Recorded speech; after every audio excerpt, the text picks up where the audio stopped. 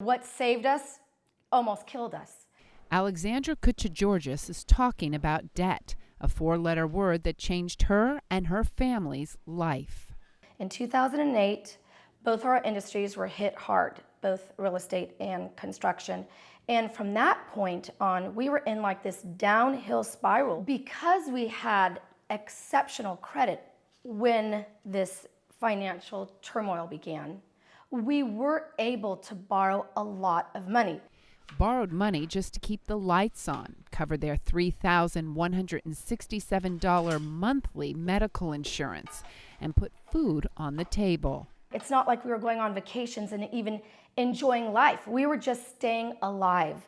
And it was such a hard time for my family. But like your cash, eventually your credit runs out too. I went to the store one day, filled my basket up with food, and then it was like one credit card didn't work. The next one didn't work. The next one, I'm like, oh my gosh, what's going on?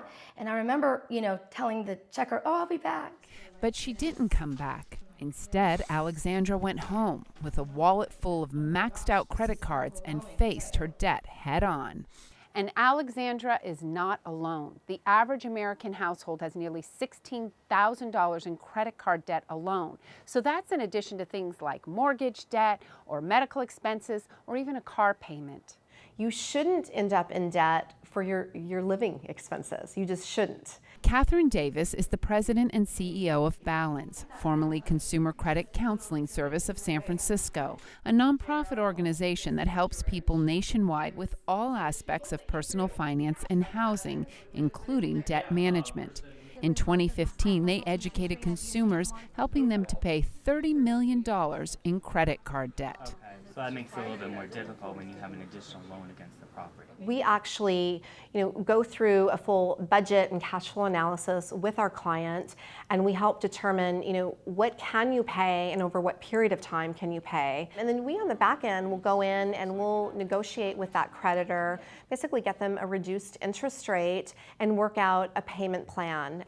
Picking up that phone and negotiating a lower annual percentage rate, or APR, can save you thousands of dollars and shave years off of your debt. At an APR of 22.56, the average for poor credit, a $10,000 debt with a continued minimum payment of $200 will take nearly 12 years, 7 months to pay off and cost you over $20,000 in interest charges. Lowering your interest rate by 10% cuts your payments down to 6 years, and you'll pay about $4,000 in interest.